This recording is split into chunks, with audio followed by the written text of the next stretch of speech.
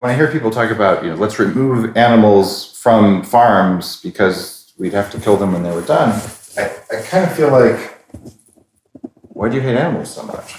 There's another way to think about it, which is a practice of thanking the animal. Amen, right? Yeah, and to be grateful for it, for this incredible circle of life that we have. And we did something that was pretty controversial at the kitchen. Yeah. Well, what we would do is we would name the animals, and then we would put the names on the menu. I think that's freaking beautiful. And so we had these two lambs, and we named them Nessie and Bessie, and we put on the menu Nessie and Bessie with couscous, and we got this uproar, and it was from a lot of vegetarians, and when their first reaction was negative, but when we actually said, what we're here to respect the animal and make sure that people really understand that this was a living being that gave themselves to this dish, they changed their tune, and they were like, you know what, you're actually connecting people more to what they're eating. That can only be a good thing. You're listening to The Human Upgrade with Dave Asprey. If you're watching this on video, you might have noticed I'm not on the normal set. That's because this is recorded here in Boulder at Kimbal Musk's place. This is Kimbal, next to me. Hey, Kimbal. Nice to see you again, David. If you're a longtime listener, you remember Kimbal's last interview that we did at his newly opened restaurant called The Kitchen. And I went there to interview because, what is this tech guy? When I say tech guy, Tesla, SpaceX, you guys recognize the last name, right? But you're on the boards of these companies, and you were the first company with Elon to do mapping online. Yeah, we did it in the mid-90s. In the mid-90s. I will say, I stopped getting lost after Zip2 was formed. Thank you very much. It was a crazy time. It really was. And people who were there remember Silicon Valley that way.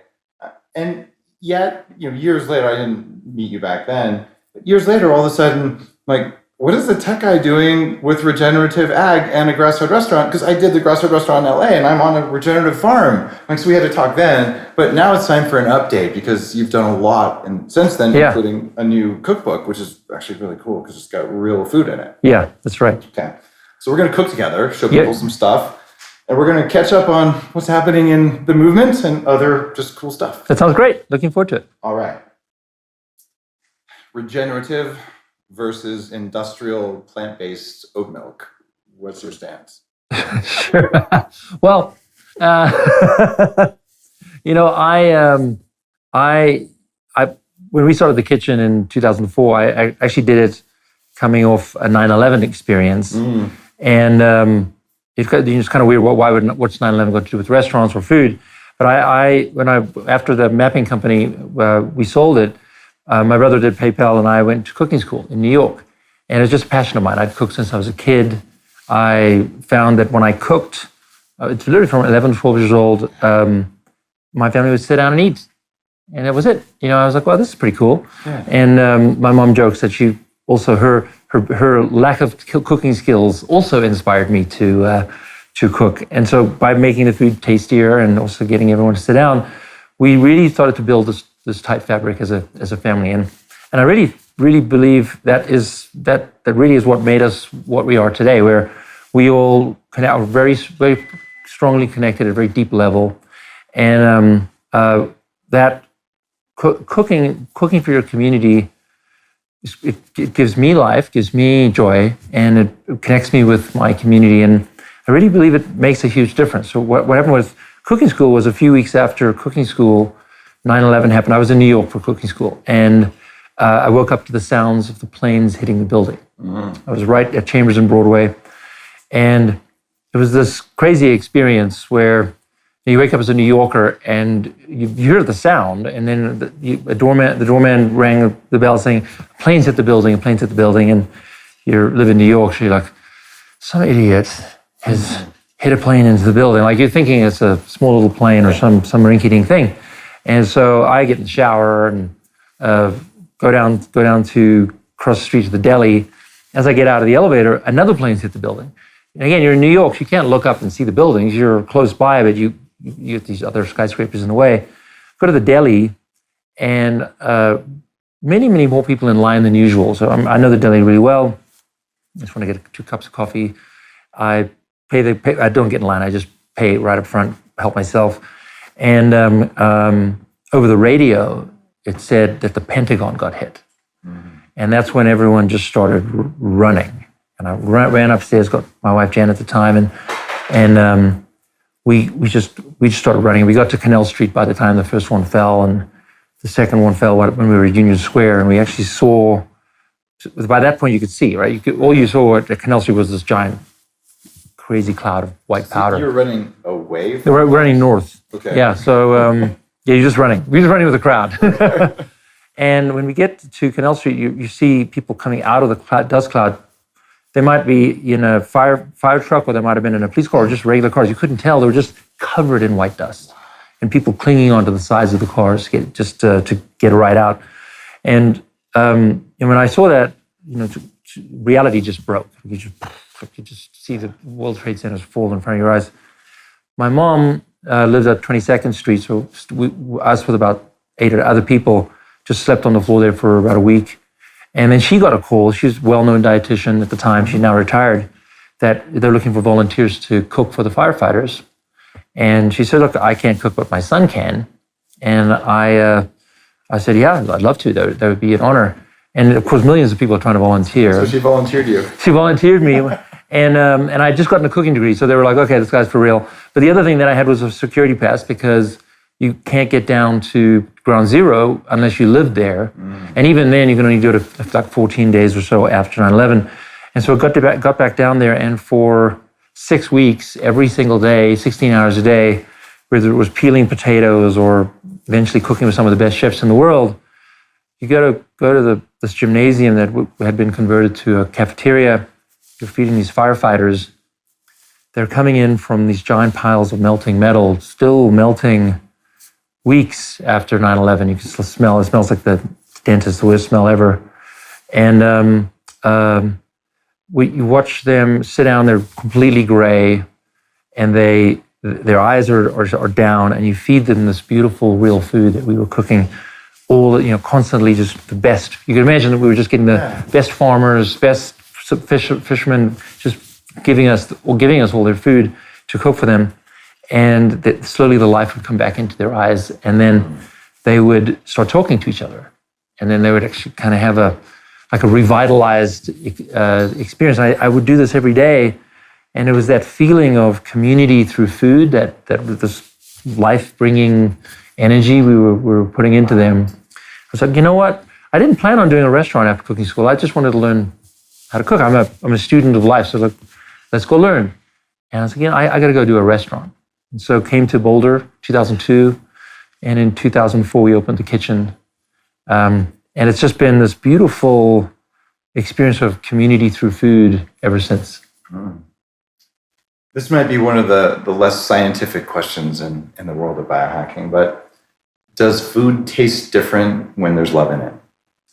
We actually use that word. It really does make a difference. If you see your grandmother cooking, or some figure who in your family loves to cook, and they really are pouring their love into that dish. What I think that translates to on a scientific level is they're being really careful not to overcook it, or they're cooking it, they're braising it just the right amount, and they know where it needs to go, and they're putting that just a little bit extra in every step of the way. And an easier way to say that is love. I love it. So there's consciousness from the person preparing the food. And Buddhists actually teach that. They say the fewer people who touch your food, the better. Oh, cool, yeah. And the Dalai Lama was very particular about who can prepare his food, because this is someone who's angry and pissed off. Oh, and then they put it into their food, yeah. Yeah, because they believe that food absorbs that, and it probably does. It's hard actually, that's funny you said it. I cook dinner for my kids every night. It's one of my things. I'll be working. I'll come home, cook, sit down, have dinner with them, just like I did growing up with my family. And just the other night, I was having an argument with my daughter about what we should cook. And I was like, I'm going to cook something that you're going to be jealous that I have it, and I'll cook something else for you. But honestly, it wasn't related to her at all, but I was just kind of angry. I was having a tough day. And I sat down, I was like, my meal kind of sucks. So when you're angry, you're not able to kind of put that sort of consciousness, that love into it, that sort of soft energy that goes into making it taste so good. Yeah, that food nourishes people, love nourishes people. There's an emotional thing that's hard to measure, but people can feel. And I feel like that's extra important in even how you prepare the food, but also how animals are treated, how plants are treated. Yeah, absolutely. Right. And I mean, in the world of regenerative farming, there's a lot of scientific principles there, which we'll talk about throughout the podcast. But what you're putting love into it. But the animals there you're caring for them. They're caring for the land. It's a beautiful cycle. Can you have regenerative agriculture without animals on the farm? I don't think so. I mean, obviously there isn't a hard and fast definition of regenerative. Yeah. In my opinion, and it's supported by most people. Again, there are a lot of views on the subject. When you talk about soil health, manure is a big part of that, and regenerative farming is about bringing life back into the soil. It's about sequestering carbon in the soil, which, by the way, makes the food taste better. So it's really about bringing the soil back to life. Right. And animals are part of life. They are, and when I hear people talk about, let's remove animals from farms because we'd have to kill them when they were done, I kind of feel like, why do you hate animals so much? Yeah. Well, there's another way to think about it, which is a practice of thanking the animal. Amen, right? Yeah, and to be grateful for it, for this incredible circle of life that we have. And we did something that was pretty controversial at the kitchen. We would raise our own animals, and that part wasn't controversial. I did that too. Why was that controversial? Yeah. Well, what we would do is we would name the animals, and then we would put the names on the menu. I think that's freaking beautiful. And so we had these two lambs, and we named them Nessie and Bessie, and we put on the menu Nessie and Bessie with couscous, and we got this uproar, and it was from a lot of vegetarians, and when their first reaction was negative, but when we actually said, what we're here to respect the animal and make sure that people really understand that this was a living being that gave themselves to this dish, they changed their tune, and they were like, you know what, you're actually connecting people more to what they're eating. That can only be a good thing. And is a farmer who cares enough to name his animal going to torture the animal? No. Allow it to be killed? Exactly. In a way that's disrespectful? No. And we named our animals too, for exactly the same reason. Because we're nourishing them, and then they're nourishing us, and it's the cycle of life, and there's gratitude, and that's why they're here. Exactly. And when you're talking about regenerative farming, you get a relationship with your animals. And with your whole soil. Yes, right? yes. Your farm, you even know that section of the farm needs a little bit extra here or there, and it's this, it's kind of like putting love into your food. If you're putting love into your land, that at its core, I think, is what regenerative farming is about. It really is. And even from a young age, a lot of people, it was controversial because my kids are on a farm and we have cows and chickens and pigs and sheep and all that. And we let them pick the names. And I remember the first time we had pigs, my daughter picked the name Sven because it means swine in Swedish, and they were learning Swedish, right? And she thought it was funny, right? But when it's time, she's like, I want to make sure that we know which bacon is from Sven because that's going to taste the best. That's right. My pig. Exactly. Right? Exactly. And there was no trauma. There was no it was just like a happy thing and like a grateful thing. And the fact that you put those on the menu at the kitchen, I think it exhibits extreme consciousness. Consciousness and gratitude. Yeah. You really are connecting the guest to the food. And it was actually the meat eaters that struggled with it, where when they dug in a bit, they were like, "Hey, whoa, this is a bit much for me." And actually, that was actually our goal, was not to. I'm a meat eater. I'm not asking anyone to change to not eat meat. And as we were saying, they're part of the cycle. But to be conscious of it and to be grateful for what they've given, I think is pretty great. All right, now I have to go a little bit deeper with you. Okay, we're both tech Silicon Valley guys, so. When you boil us down all the way, are we meat robots or do we have a soul and spirit and things like that? I am absolutely a believer in the soul and spirit. Yeah, me too. I think it's quite a depressing outlook to choose to say we're meat and bones, just a bag of meat. And I think it's a choice. It's not like you can prove it either way. So I feel love for people around me. Mm-hmm. Okay, well, where's that coming from? That's not an artificial intelligence. That's not the meat and bones. That's coming from inside me. That's soul and spirit. Mm-hmm. And there's no denying that for me.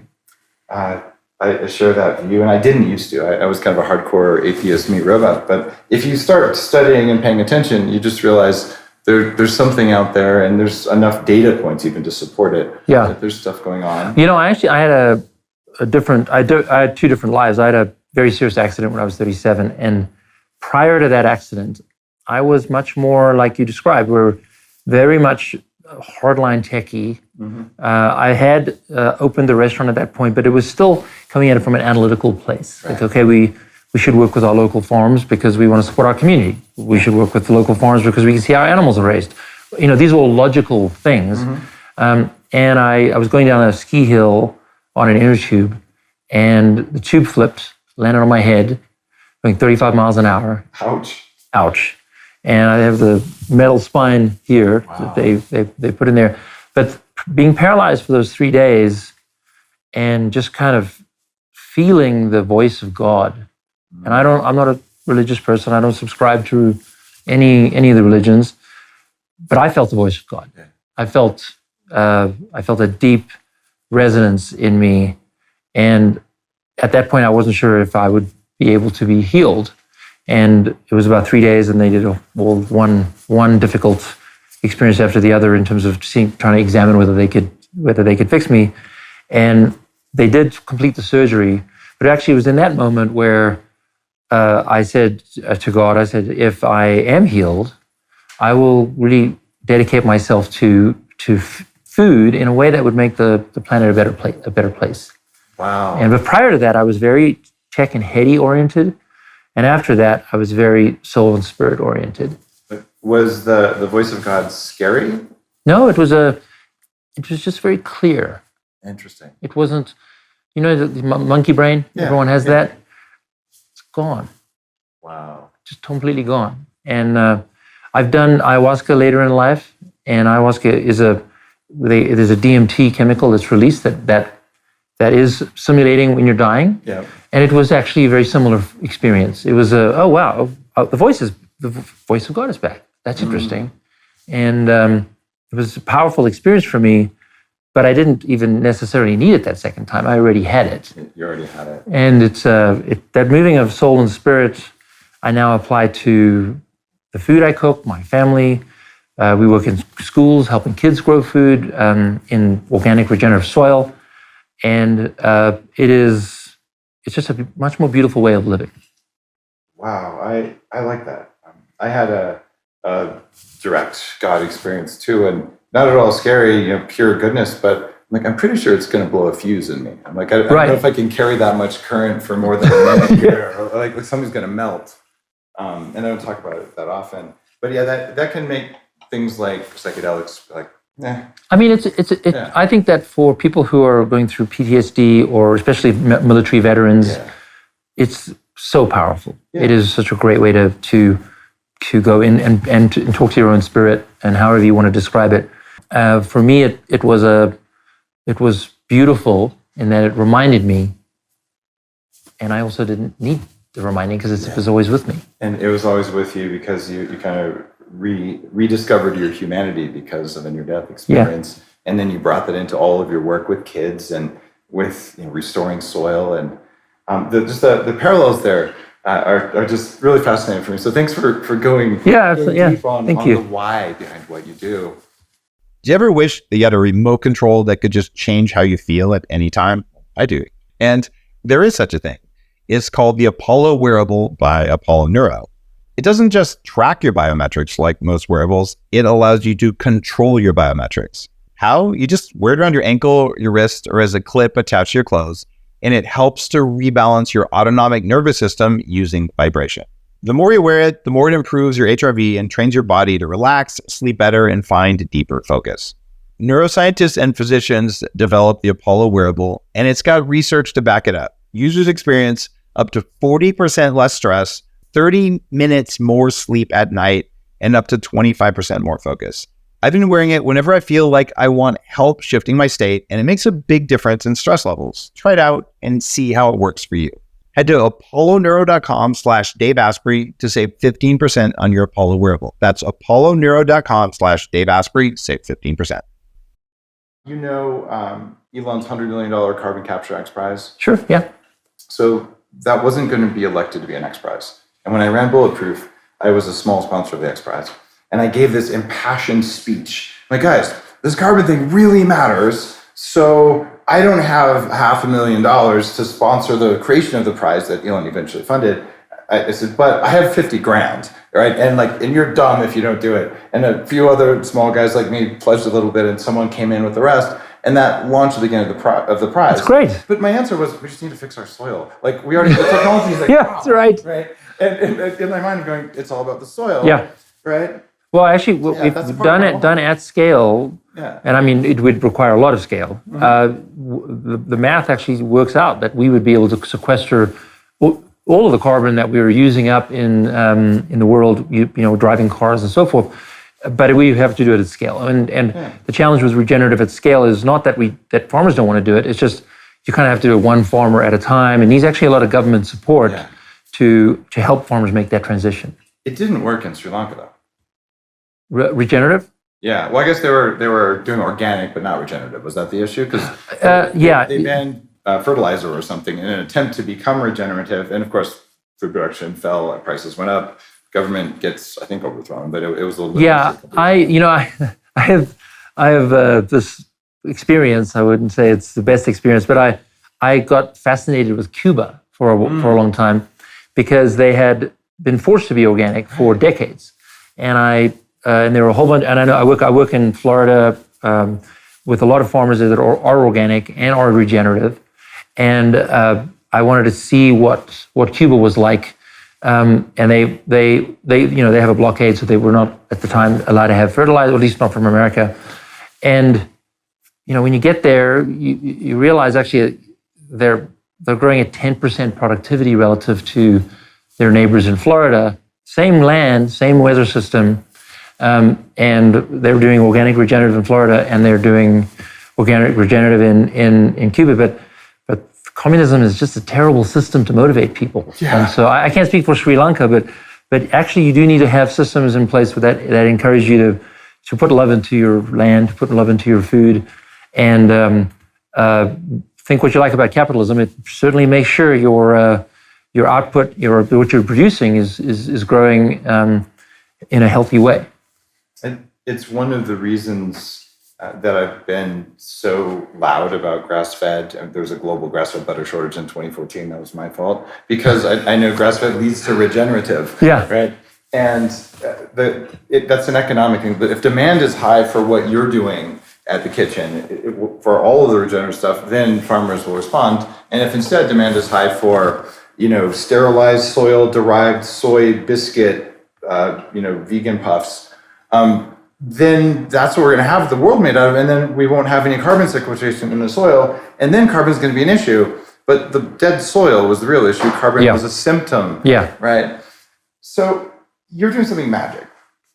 You're teaching kids how to do regenerative farming in schools, and actually called Big Green. Tell me about that and why you think that matters. So my goal is to actually get everyone in America growing food. And the place to start is with kids.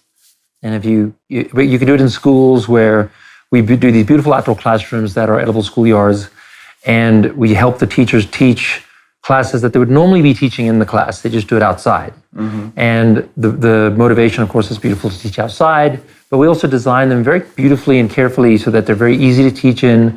Kids have fun in it. They're raised about 18 inches off the ground rather than at grade.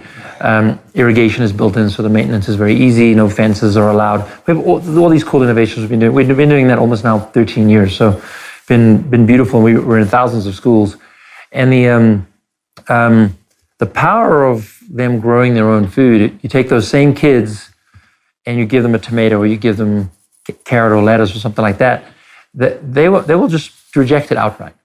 But you have them grow something, they will eat that carrot right out of the ground with the dirt on it. And they love it. Love it. They really connect. And again, it comes back to love. Mm-hmm. They are actually putting love into that garden, and when it produces something, and carrots are a magic trick. All you see is a little green sprout, and you pull it out of the ground, and you're 5 or 6 years old. You're like, what? I did this. I mean, it's really incredible.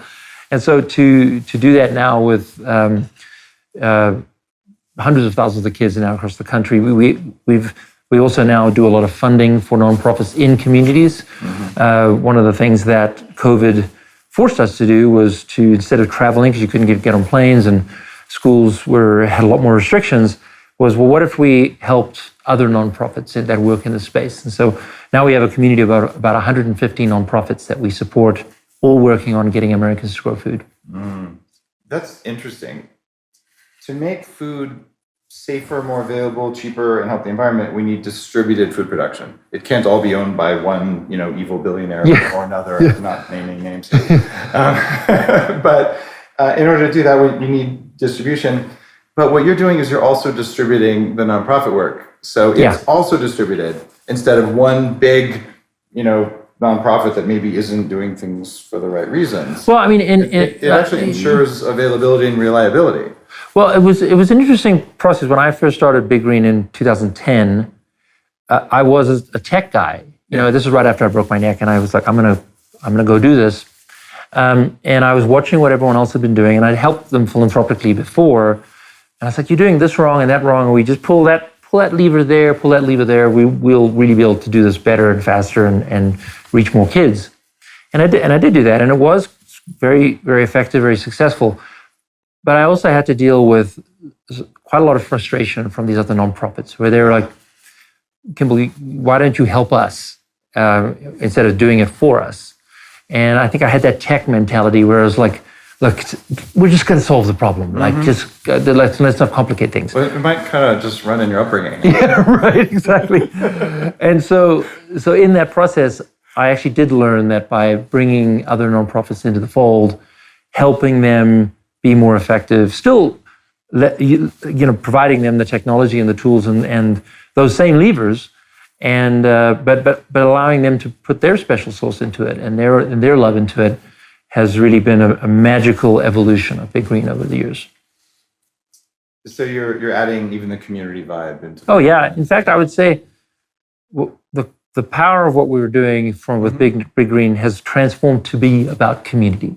It's almost like it's superpower. Got it. And that comes back to what we do at the restaurants. I am, there's this wonderful phrase that quote that Picasso does, which is, the meaning of life is to find your gift, and the purpose of life is to give it away. Wow. That's a beautiful quote. Beautiful. So for me, I found my gift, which is community. I love bringing people together, whether it's my kids or my family, or it's people at the restaurant, and to give it away. And I do the same thing with Big Green, and have learned that that's where I get fed when I feel community around me. I love it. When I'm chatting with you, I'm watching the way your brain works, and I have a neuroscience company. That's part of what I do. Okay.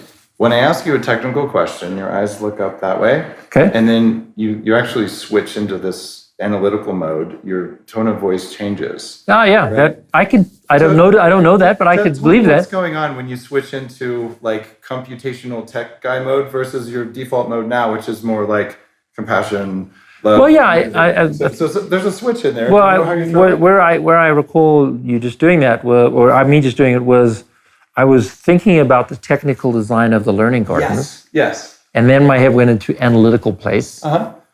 And then I was connecting to the community that we have at Big Green, and I was in a soul spiritual place. Right. And I think it's great to have both. It is. You're very facile at switching between the two relatively effortlessly compared to most people I've talked with. Oh, thank you. Have you always been able to do that, or is that post-injury? I think I've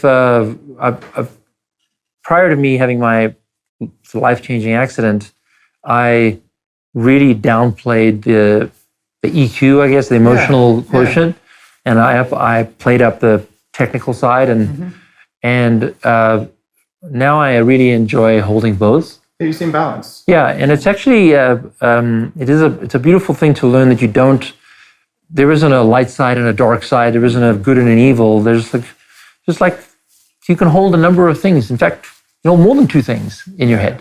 Yeah, they're useful states as long as you choose the states instead of them choosing you, right? Right. If you're conscious about the fact that if you're just conscious about what's going on inside you, yeah, I think you'll learn a lot.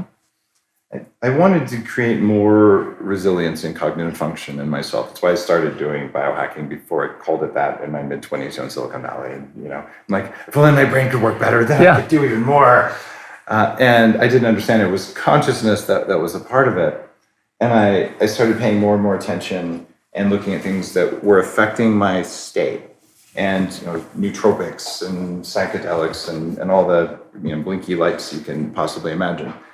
But one of the things that showed up in my data, which was on the side of lab notebooks mostly, was food. Yeah. Right. So when I eat the right stuff, the good stuff, right, my resiliency, what I called the bulletproof state of high performance for a while, it was so strong, and I could hold it almost effortlessly for 24 hours straight if I needed to, until everyone else couldn't do it anymore. I'm like, no, there's more. But if you gave me the wrong stuff for my biology, and it's not the same for everyone, I was kind of a jackass. Like right, yeah. I couldn't control my emotions the way I wanted to, and now I don't just have to control them. I have to be aware and they do what they're going to do. Yeah. What's your relationship with food and your level of love and compassion that you carry? So for me, food is it's the gift I give myself 3 times a day. I cook breakfast, lunch, and dinner. If I'm at work and I am eating with colleagues, I won't cook in that case because it has to be in a restaurant nearby. I really try to avoid eating in the office. I think that the experience of eating is calms the nervous system if you choose to let it be that way. So for me, I put love into it. I find cooking is like therapy. So I'm a pretty high-strung guy when I'm working at work and I'm dealing with a lot of challenging things, and I come home and like I said earlier, I cook every night, and I come home and I cook, and that sort of 20 to 30 minutes of calming myself down sets me up to then sit down with my family, and we do a gratitude at table before we start eating. Your kids are still pretty young? 11 to 20. Okay. Yeah, but even the 20-year-olds, you'd think they would be like, why are we doing that anymore? They're nope, we're having dinner. They are on it. They hold me accountable now. That's so good. It's great. The idea of having family meals is something I've always done. I like to think I've had dinner with my kids at least as much, if not more, than any other tech CEO guy. Oh, yeah. And you sound like you're at the Totally. top 1% of that as well. I find it amazing that a lot of families don't do that.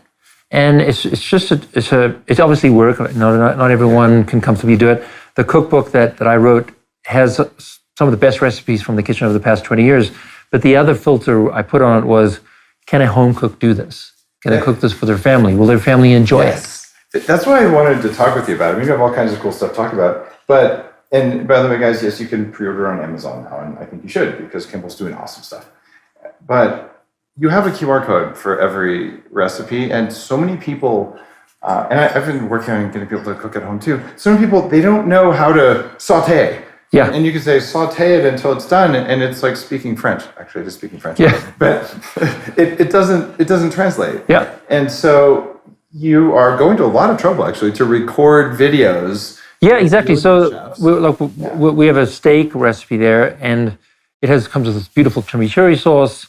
But what people often don't know is, how do you even season a steak?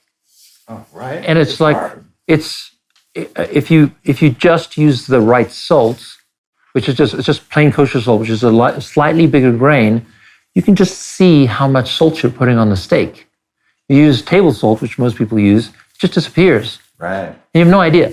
Why do you use plain kosher instead of like Malden sea salt? So Malden is delicious for finishing, but I have too much respect for Malden salt, so I'll put it on at the end of on top of the steak at the end, but not when I cook it. If you're not a chef, Malden sea salt. You might have seen it at a nice restaurant. It comes in little pyramids, and it's crunchy and it's delicious. But yeah, it would be kind of. It would break up in the pan. Yeah. Exactly. Yeah, I tend to use it. I have 4 containers of different kinds of salt in my kitchen, so I can use the right one. The 2 that I use mostly are kosher and Malden salt. Okay. Been Malden for finishing, and then kosher for cooking. I'll use like a Redmond or an Oryx, which is actually South African. Oh, cool. Yeah, but regardless, guys, whatever you use, they hint that using iodized table salt is not good for cooking because you can't even see it. So I like that. Yeah, you just want to be able to see it, and then and everyone has a different salt preference. So you just learn. Do it a few times, you're like, oh, that's kind of what I like. And it's actually a simple technique, but if you describe it in a recipe, people just gloss over it. But if you show them a video, in about 10 seconds, they know exactly what you're talking about. Right. And by the way, there's no reason to fear salt. If you've heard lots of my videos about that. Stressed people need more sodium. If your body wants more sodium, have more sodium. But maybe you should take magnesium and potassium too, because you need those too. So there you go. Great. Okay. What are we looking at here? Okay, so these are 2 amazing dishes from the cookbook. Number 1 is this char-grilled sea bass. These are gorgeous. Delicious, and the obviously it's a great recipe. You'll love the recipe. But the technique here is how do you char how do you char fish? Mm-hmm. And charring fish is a technique, and it's one of the ones we do with the video. So you'll see here you have fish here that is perfectly cooked with a crispy, delicious skin that's got that caramelized, salty texture because it got some salt on it. And the technique is you put it on the grill and you don't move it at all. And then when you can slowly kind of pull the fish off without it sticking, it's done. That is such an amazing trick. It also works with really nice cuts of meat. Oh yeah. People you don't have to if you're yanking at it, it should not be touched. Yeah. Exactly. Yeah, but no one teaches you that. Exactly. I am not a trained chef like you, but I have done my share of cooking classes and all. I was trying to combine basically molecular gastronomy or modernist cuisine with health. Like, my goal isn't to make it taste good first. My goal is how's it make me feel first, and then how's it taste? Yeah. So I got into that, and I did not know that, and I don't think most people listening know that. So that's how you grill. Yeah, and so what we do with next to each recipe is there'll be a beautiful photo of this, but then a little QR code takes you to the video. Shows you how. And shows you how to do it. And it's just go to anywhere you like to buy books. It's called The Kitchen Cookbook. Yeah. Okay, and the restaurant is called The Kitchen. I heard you're opening one in Austin. That's right. Okay, I hope it's next door to Upgrade Labs, but I don't know. We're going to be at 6th and Guadalupe. Oh my gosh, we're at 5th. Amazing. So I'm That's going to be fantastic. working out and coming next. That is great. That is that's great. So cool. Now, I don't know if you guys can go tight on the fish here, but so if I was going to choose from these 2 fish, which are both gorgeous, I would choose this fish. Okay. Because it's less charred than that fish, but it still has a nice crust on it. Because too much charring of protein can increase inflammation, right? So I'm always working on teaching people, follow recipes in your book and cook it so that it's perfectly beautiful, but maybe not all the way blackened. Yeah, you want to go more golden brown. Golden brown. Yeah. So that one is better than that one. It is. Okay, so I was going to ask, because some people like the flavor. I actually enjoy it. I do enjoy it, but if I were to serve it at the restaurant, which one would I prefer to serve? It would be the golden brown. Okay, got it. So then we're in alignment there. Would I eat that one? Yeah, I might take some of the crust off, but I'm not a perfectionist either. Like, these are both amazing. Yeah, both of those will taste great. They're magical. Exactly. Okay. And then we have the broccoli here, where I actually do like a little char on the broccoli. Yeah. And it gives like here we have broccoli without char on it, and it's going to taste great. It's well cooked. And then you add the char to it with a little olive oil, and it just comes to life. And actually a little lemon juice. Don't forget the lemon juice. Yeah, lemon juice is really nice. People underrate lemon juice. You just little squeeze, almost anything will taste better. The tiny little sour note at the end. Yeah. It also has health benefits people don't talk about enough around breaking up oxalate in the body and all. So I do about a shot of it a day between all my different meals. People don't, maybe not always remember, but it was really the use of citric acid or oranges and lemons and so forth that enabled us to explore the world. Because our body absolutely needs it. Not like kind of needs it, needs it. Mm-hmm. And when you use real lemon juice, a lot of people don't know the citric acid you buy now, it's all from black mold fermentation from an industrial process. Oh, wow. Yeah, okay. Yeah. versus actual real citric acid from lemons. So lemon juice or lime juice or whatever. But if they're freshly cut, it's just it's great. So good. If you're like me, you probably don't like spending hours a day doing cardio instead of something that adds more value to your life. You probably also hate wasting time and money on fitness fads that don't get results. And that's why I love Carol Bike's AI-powered Rehit workouts. Carol designed these specially formulated workouts to deliver the highest possible impact in just 5 minutes. Every workout is safe, effective, and tailor-made for your needs.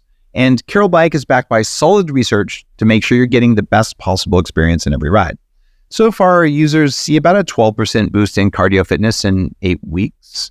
That's incredible for 5 minutes of working out every day. So join 25,000 riders who are already seeing the benefits. Save $250 on Carol Bike until January 15th with code DAVE at carolbike.com. All right. Is it true, because we did talk about Burning Man, and Yeah. is it true that the sea bass has DMT sauce on it? It's probably a good idea. I mean, someone's got to try it. What I've learned is everyone has tried everything at least once. I'm sure someone has. I'm sure someone has tried it. So we both go to Burning Man. Yeah. In fact, that's where we met. Yeah. It's funny, and I think most people now know what that is, at least the listeners of the show. And I've been going for 10 plus years, and I think you've been going for a while too. 25 years. 25, wow. It's been on my list for 25 years, but the first 15, my main industry conference was at the same time. And Okay. I finally went in 2011 because I said, I have to go to a wedding. I didn't tell them I didn't know whose wedding it was. I just had to go to Burning Man. Yeah. So I gave my keynote and flew out. That might have been the year we met, actually, because I remember meeting quite a while ago. We met on the bus from the airport to our camp. Yeah, it might have been 2011 or 2014. One of the two. Something like that. Yeah. And it's such a funny serendipity place. Yeah. And who would have thought, years later we're in your kitchen. I know. Are you concerned about the role of like the overuse of psychedelics now? Well, I'm a big fan of Ram Dass. And Ram Dass, from his early days, he was part of the Harvard situation where he was Tim O'Leary's partner in that situation and got kicked out of the school and so forth. And what you learn if you read his books is he just got to a point where he just didn't need them anymore. Exactly. It wasn't that they didn't help him at the time, and especially if you use them for mental health, I don't think there's anything more powerful, and certainly better than pharmaceutical products, which are really more about you taking something every day or there's a business model associated with it. The psychedelics have the worst business model on the planet. You try them once, you get that experience, and you're good. Right. It's to try the once thing that we're aligned on, or maybe a few times. When I say try, I mean journey. Like when you really, really are willing to let go, and you want to do it with a therapist, someone that looks after you. It's just not a recreational experience. And it's a life-changing, positive experience. I tried it in 1999 in the jungle in Peru, and when I was around, they're like, "You're white." I know. It's for local people. You'll throw up. You'll hate it. I'm like, no, really. And years later, one of my Burning Man campmates, Glenn Wilcox, is one of the guys in DMT, the spirit molecule, in the book about the first studies at UNM. He was one of the patients in the study and talks about it. So I recognize what you're saying. You probably had some DMT when you had your neck thing. Yeah, I absolutely had that. Yeah. Exactly. And it's so magical, and it's not really a party drug. And I feel like it should be kind of like cooking or growing food. It should be treated with respect. With respect, and when you need it, it really is there for you. But I was actually just in Peru. I came back a few days ago. Awesome. And I was there. My wife we do a lot of philanthropic work to help veterans get access to psychedelics for their PTSD. It's all ran by the government. Thank you for doing that. PTSD is horrible. I've had it, and it's horrible. The Black Rifle Coffee guys, you probably know them through that as well. Do you know them? No. Here. Yeah, please. That'd be great. Okay. No, I'd love to. Like very love high to. level veteran. Love to. Okay. Yeah. So we went down to Peru to visit some of the indigenous tribes, and I didn't partake. I didn't need to. You weren't called to. I just wanted to learn where it came from. I wanted to be there to experience let's learn about this, because we're helping veterans in America. Great.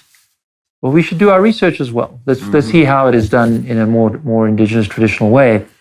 And like I was saying, it's a terrible business model because you don't seek it, you don't grasp for it like you might other drugs. And it's kind of scary. clearly fentanyl is the best business model. Oh my God, It's a what a horrible nightmare. drug, but it's a great business model because you can't say no. You can't say no. And actually, the state of Kentucky is now working with a medicine called ibogaine, Oh, that's great. which I've never taken that, but it's it's actually on my list. I'm actually scheduled to go do it. and it's about getting people off fentanyl. And guess Yeah. who's fighting it? The pharmaceutical industry. I wonder why. Yeah, I mean, it's just so sad. I mean, Wow, it's just maybe the WHO can ban it for us. right. Seriously. So let's see. I have two more questions. Let's cook a steak. Great. Love it. Okay. First question. You spent a lot of time with Walter Isaacson. Yeah. With Elon's biography, and I thought it was really interesting. Is Walter legit? I mean, he talks a lot of stories. Was he really that embedded with you? I mean, I spent hundreds of hours with You Walter. did, okay. Yeah. I was blown away by the whole story and the narrative, and I thought it was such a respectful and I felt like I got inside his head. But I always wonder, did they sit there for 10 hours and tell a story? But you spent hundreds. No, of hours he with was the guy. more embedded than he was interviewing. Okay. And I don't think you can write a book like that without actually being, with my brother, I think maybe 10,000 hours even, Wow. like 2 years of either physically there or on conference calls, and then with me a lot. And he's just so good at what he does. He's not trying to create a gotcha. He's just trying to get to the story, the truth of all. And what is truth? Okay, fair enough. He's got to have an opinion. He's got to write a story that captures the reader, which he's so good at. But he worked so hard to get as much of the story in his own psyche as possible versus writing a story about someone else. It was just fantastic. I was kind of mesmerized by it. Here's an idea, guys. If you haven't read or listened to Elon Musk by Walter Isaacson, you could do that and at the same time order the kitchen cookbook. And then they'll show up on Amazon, if that's where you go, as people who read this bought this. And then everybody wins. What do you think? I think it's great. In fact, there are quite a few recipes in there that I've cooked with Elon over the years. Oh, well, there you go. So I mean, Okay. it's So we'll get those paired up. And I'm serious, guys.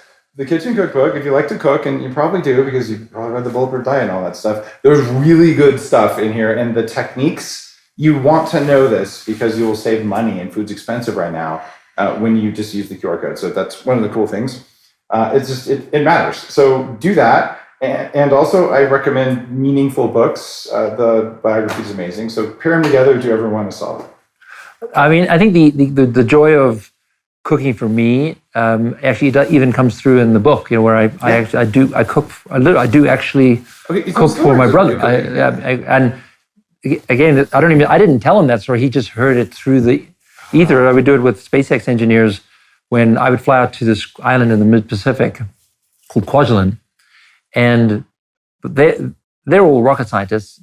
I'm Elon's brother, so they've got stuff to do. I'm just kind of there to be helpful and there to advise my brother where I can. But really, they're working. So I got to know someone on the island and start cooking for them. And I found this little grocery store, barely even a grocery store, and it was either that or the military cafeteria, which is the worst food you can imagine. Right. And so at the end of the day, we're talking about very simple ingredients like cans of tomatoes with some hint of vegetable here and there, beans, but still there was love in it. Yeah. And we'd sit down after a hard day, sometimes really crummy day where blew up a rocket, and sit around a part of again, there's no tables. This is a military base on an island, and we just scoop into our bowl and sit around a circle and. How often does the board of directors member cook for people in there? I think that is something that's special to me. It's very, very special, and I believe that people on teams and engineers and the rocket guys in the bike, it changes the culture.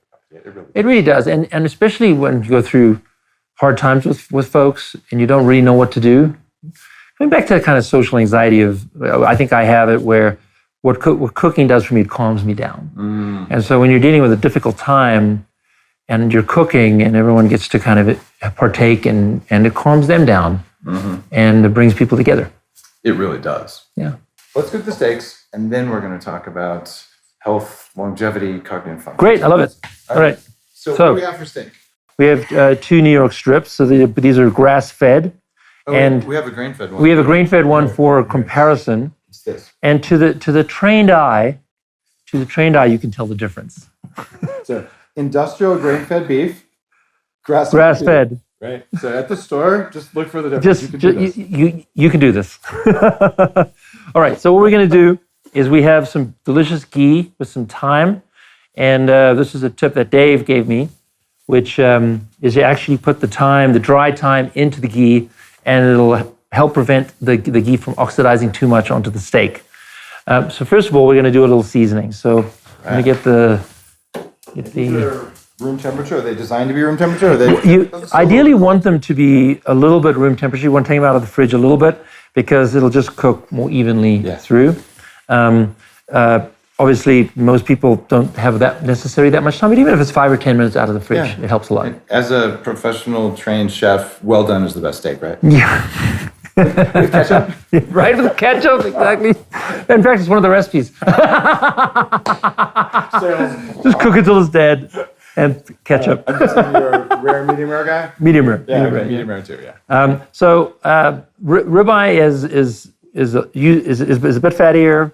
This New York strip here, you can see, especially this one, is got a gamier look to it. I prefer the flavor of grass-fed because it's that it tastes more like meat. It tastes like meat, right? Yeah, exactly. Yeah. And what we do at the kitchen is we work with our farmers. We actually go visit the farm. We watch what they do. I have a confession. When I'm staying in Boulder, I go to the kitchen and I have your steak for lunch and dinner almost every day. Fantastic. It's the best. I love it. Grass-fed steak. We obsess over it. And also, I have to tell you something. It's a nice sit-down restaurant. It's $29. It's actually fairly priced, and it's really good. So thanks, thank you. Absolutely. I can eat that. Awesome. Yeah. All right. Well, now what we're going to do is we're going to put a little bit of seasoning on the steaks. Let's do 1 ribeye and 1 New York strip. Okay. So one of the tips in the cookbook is to use kosher salt when you're seasoning, and you can tell how much you can see it. Whereas if you use table salt, it just kind of disappears into the steak. So Kimbal, is this the steak that I'm going to be able to get at the kitchen in Austin? You're going to be able to get a great steak at the kitchen in Austin. We actually do a special cut all the time. It won't be this one. Won't be this exact one. I think we're going to have to eat this one today. All right, I guess. When are you opening, by the way? We're going to open late summer of 2024. Late summer. Okay. When you do that, I'll be there on opening day. Just let me know. Love it. I'll bring It's all great. my friends. Okay. Thank you. And now I love that you're in Austin now. It's so awesome. Yeah. Okay. So we're going to turn it over. Going to get salt on the other side. That is a beautiful steak. Yeah, the grass-fed, you can just see the color in it. It's just so much better. They look like healthy animals. The other ones look like tasty animals. Yeah, exactly. So this is I'm giving this is your trick that I'm doing right here, which I think is pretty fun, and I'm pretty sure it's going to work out pretty great. So this is thyme mixed in ghee, and what we're going to do is we put that straight onto the stove, and what you're saying is like it actually reduces the oxidization.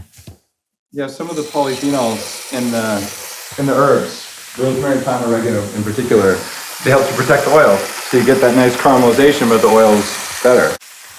So Now I noticed you're using stainless steel. Do you recommend in the book the kind of pans people should use? yeah, so actually there's sort of 2 kinds of pans I would recommend. One is cast iron, and the other is a thick-bottomed stainless steel pan. Nice. And it's really about that ability to hold heat.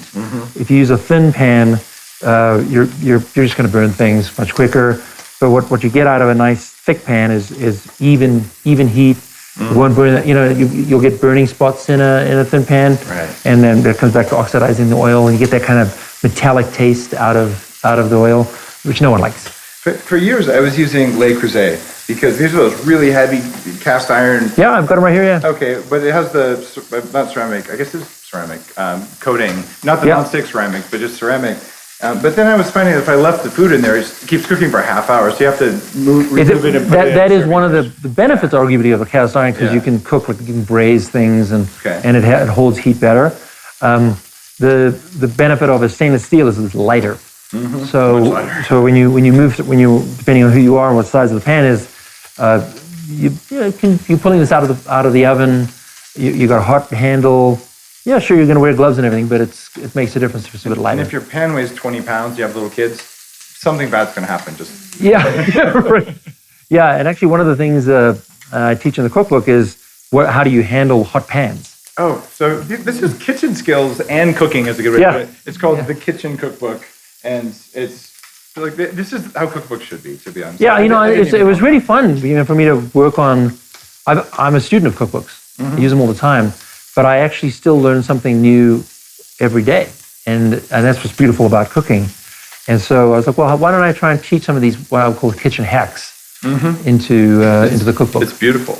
Now, I have two questions for you. One, our butter, our ghee is puddling over here. Do you like to roll it back and forth? What I'll do is I'll just turn the pan around a little. Okay, that works. Just to get. Second one, the number 2 source of indoor air pollution after smoking is kitchens. Yep. Right, and so I'm always encouraging people to turn on the exhaust fan, but mine at home doesn't even work. So I end up putting an air filter in the kitchen, and it does turn yellow when I do it. When you're working in kitchens and all, how do you protect your lungs when you're over a pan all day? Well, one of the things like I just did here was I was noticing its smoke on the side, and I just pulled pan over here because you're controlling it. I'm controlling it, so it would benefit, I guess, a little bit from having the fan on. Then they couldn't hear us. But then they could hear us. But actually, a lot of it's got to do with you're just letting the oil burn. so you can move the oil so it doesn't burn. Yeah, exactly. And move the pan around. So if I like you can see it kind of out there, that's where the heat is. And no pan is perfect. So you just gotta watch your pan. If you see it smoking, just move it a little bit off the heat. Now, do you like to turn it with tongs or a spatula? What tool do you use? I love spatulas. Okay, no kidding. Yeah, I have two kitchen actually spatulas and tongs are my 2 favorite pieces of equipment. Let me see if I've got my favorite here. So it's actually not here, but one of the things that is very, very important about a spatula. Grass-fed Merry Christmas spatula. That's right, grass-fed Merry Christmas is a flat edge. Yes. And so many spatulas or even wooden spoons are kind of rounded, and actually you need that flat edge. Yeah. So what I can do here is I can kind of get in there with it. I can see it's moving nicely. If it moves nicely, it's ready. If it doesn't move, it's not ready. Yeah, that one looks like it needs a bit of time. That one looks like it's ready to turn. Can you guys see that? If your steak doesn't want to lift off the pan, leave it alone, and then it'll want to lift off, right? And look how that beautiful... That's gorgeous. Wow. Gorgeous. That also comes from being grass-fed. Yeah. Yeah, and you can actually see the time that we put in the ghee. So it's embedded in there. Yeah. And it's not burned. Not burned. You had temperature control. Yeah. That's good. Okay. And that one needs a little time before I turn it. Wow. And this was a really fatty New York, like what you want. Like the more fat is better. And it's actually rare for grass-fed. Grass-fed is usually leaner. Yeah. But this was you could tell it's grass-fed because it's darker. But that cow had a good life. Yeah, the cow had a good life. Exactly. And then this guy's the ribeye, which normally would be very fatty, but that's quite a lean ribeye. I pick the ribeyes. But the other thing is the steak shouldn't be the same. It's not a cubed industrial product. It's a function of how did the cow live? What was it fed? Where was it? How much sunshine? How cold was it? Yep. So it's supposed to be different, and it's okay. And when you go to Instacart, they give you a hunk of meat, but when you go and you say I want that one, you can actually pick the good cuts, right? And we love, and I would encourage anyone else to see now it's moving nicely, right? So. Oh, that's gorgeous. See that? And that's just like. If you need to move, if it doesn't want to move, it is not ready to be moved. And even here, the herbs are intact. Yeah, so it's going to have that nice infused flavor. That's a beautiful little thing. I'm going to use that in the future. So you're mixing the thyme in with the ghee, and then you just smear it on the steak.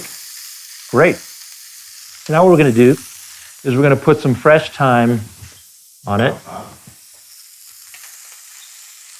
and we're going to put it in the oven.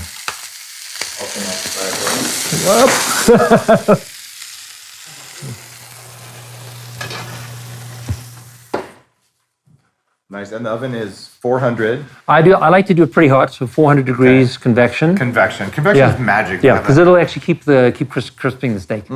Yeah. And how do you know how long to leave it in for? Well, because we have two side steaks, it's actually not fair, right? We're gonna have to take one out sooner than the other. But I'll eat that one. I'll eat that one. yeah, right, exactly.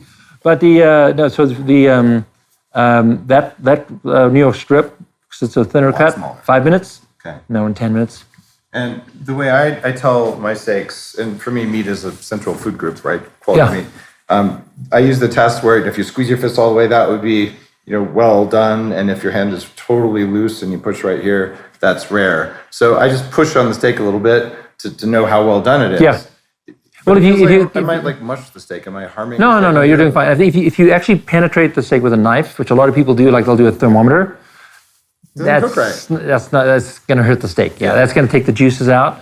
You really want to learn how to touch it with your finger and get a feel. And you're going to make a lot of steaks in your life, so just practice. It takes about 1 week. Yeah. You cook the steak. Oh, that one is too. I like that one better. It's pretty straightforward. And if you use an infrared thermometer, it's useless because it's exterior temperature and it's the middle you're worried about, right? Yeah, exactly. I don't use thermometers unless it's like a Thanksgiving turkey and I'm cooking for people that really want a dry turkey. Okay, fine.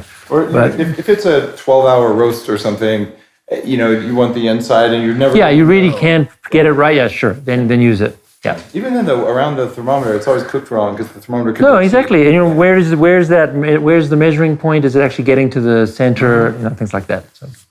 All right, as it's in the oven, and I know you're using your chef's clock in your head to know when it's done. You'll just know, unless I distract you. So, I'm into radical longevity. Wrote a really big book on all the science, all the things we can do to live longer. Food is at the center of living longer. Yeah. Eating industrial toxic food. And I say toxic food, like actual toxins from man-made or from lead and mercury and cadmium or nature-made pesticides. Some of those are not really good for us. By the way, nature-made pesticide, caffeine. So that's also you're a fan. So not all plants are bad. But what's your take on radical longevity? I mean, how long do you think you could live? I have my what's the right word? My idol or my inspiration is my grandmother on my mom's side, who died when she was 98, and she was the happiest person I know. And I love learning. I know this about you as well. I love learning from my elders. I love learning from people who are 70s, 80s, 90s. What about it is working for you? And I really have learned it comes back to community. It comes back to those relationships you have that are deep, that are there for you, that bring you happiness, bring you joy. There's this beautiful study by Harvard. It's almost 100 years old now. Started in the 1930s. They did like 450 kids, half from the very difficult part of Boston, half from more upper class. And they've been following them now almost 100 years. There's 5 or 10 of them still alive in their late 90s. And there are many things that each one of them could do. This is prior to biohacking, prior to kind of the amazing lessons that you've been able to learn and share with the world. And so the only thing that they could correlate that there's one thing consistent with people who lived into their 90s was really strong, good relationships at age 50. Wow. And I was like, wow, I'm 51 and I've got these beautiful relationships with my kids and my family, my wife. Okay, I think I'm going to do okay. Wow, I love it. So you're open as long as it's a good life. But if you could live 200 years and you had great relationships the whole time, would you do it? I don't have a. I think because of my accident, I feel like I've already died. So I kind of everything's gravy for now. This is really important because a lot of people, especially the people I've worked with for like 25 years ago in the longevity movement, my clock is going off. Yeah. They're clearly afraid of dying. And this one is I want a better and longer life to do more good versus I don't want to die. Yeah, exactly. These are gorgeous. Look at these steaks.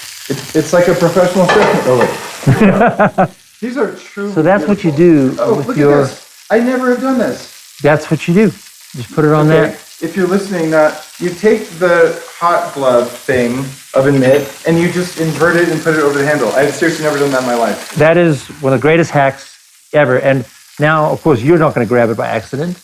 But no one else is going to grab it by accident. Kids will grab it, right? Exactly. And when I move pretty fast, I actually do forget. So I'm like, I'm so grateful. On handles left. Yeah, exactly. Okay. So we're just going to take this guy out. And the other thing you want to do is you want to let the steak rest. How long should it rest? It should rest. The rule of thumb is 1/3 of the time that it cooked. That long? Yeah. Wow.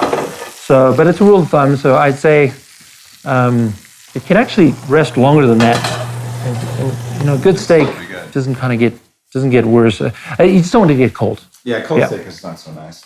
Now, one of the things I've done, because I put a lot of energy into food, like when I cooked for my family, and I've done a lot of that, especially when the kids were younger, when my companies were smaller. I would always heat up the plates in the oven. Because I feel like food tastes better on a warm plate, and it's free. Totally right. Okay, so you do that too. Totally right, absolutely. It's life-changing, guys. If you don't believe me and you're a cook, even if you're just making mac and cheese, which I probably wouldn't recommend, even if it's vegan, it doesn't matter. It's probably worse. But then just warm the plate up with hot water and dry it off real quick, and it'll taste better. Yeah. Like it's free, right? Yeah, Okay. it's great. In fact, we have a hot oven there. Put a plate in the oven for just 30 seconds, and it warms it up nicely. There's something nourishing about that. Yeah, that's great. Okay. Any good restaurant will always do that. So that's why do things taste better in a restaurant? Well, a whole bunch of things add up, and one of those things is a warm plate. Very, very cool. Yeah. Okay. Other questions. So you're saying you're down with dying whenever you're done, is what I'm hearing. So like. Well, I mean, I don't want to go anywhere. I mean, I'm not. But you're not afraid of it when it comes. I think I don't really have a relationship with it. So this one is ready for tasting. Do we have any volunteers? All right, I'm going to take one for the team. All right, so this is a New York crust is strip, amazing. and we're going to cut it at an angle like this, and it cuts it against the grain. That makes it a little easier to, a little softer texture.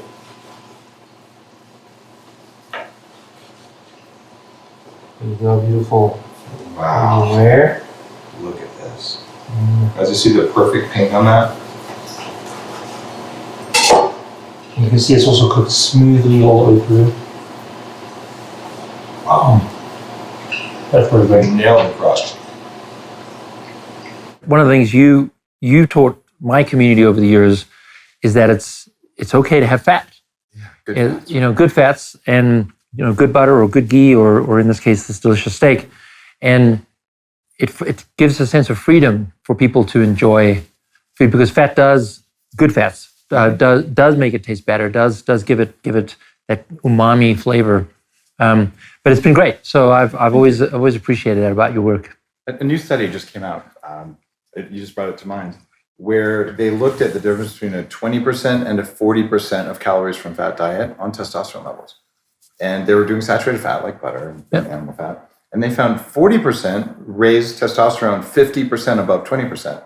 So if you're on a low-fat diet because you think it's good for you and you're tired and you're not motivated, your testosterone's low, whether you're a man or a woman. And then when testosterone's low, your dopamine's low. So you just don't care as much. Yeah. So I feel like quality fats are a part of the diet. You don't have to go crazy. Yeah. I think the key is quality. The key is real food. If you can identify it, it's not processed. But it's funny you say that. I just got my 50-year-old checkup. And my doctor was like, you're probably going to have low testosterone and so forth. Nope, I'm good. Good for you. I was like, you're good. You don't look like you have low testosterone. You can spot it. As a former 300-pound guy, you tend to get like the dad bod, and no matter how much you exercise, it won't go away. Ah, interesting. Okay. That's when you know the testosterone has dropped. Interesting. Right? And you look like you're in pretty good shape. Yeah, no, but I also think it's got a lot to do with the food. Look what I just found. Yeah. Good fast. Do you know about zero acre? Yeah. So what I love to do is constantly learn about food. Yeah. So whether it's cultured oil like this or even lab grown meat, we my wife and I will advise or help companies mostly because we are curious. We want to learn. This is a pretty good product. Zero Acre now Hop Dottie and another big chain. They just replaced their fry oil with this. I was a seed investor and cool. an advisor Awesome. to Zero Acre cultured oil.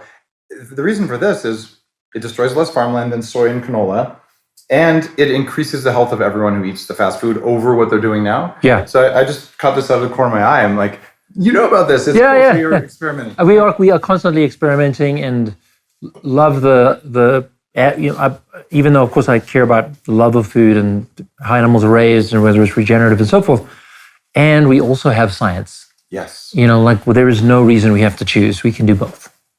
Thank you for saying that. It's not one or the other. Yeah, exactly.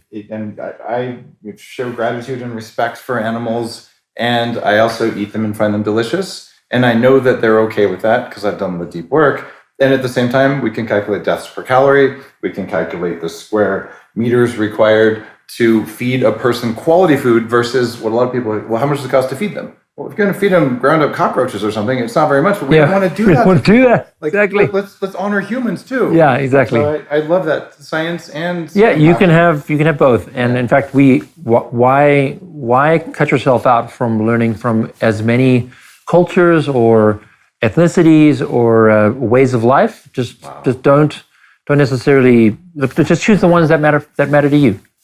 I love that very much.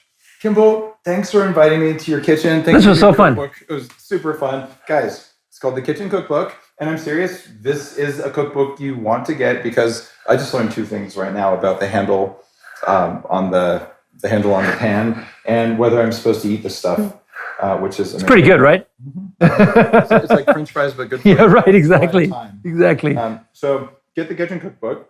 And I'm also serious, if you haven't already listened to the autobiography from Walter Isaacson, buy them together. And then what will happen is everyone will know, oh, if you read this book, you should read that book. And that just helps your message and your mission, which is genuinely a good one. Thank you very much. Thanks for having me on the show. You're listening to The Human Upgrade with Dave Asprey.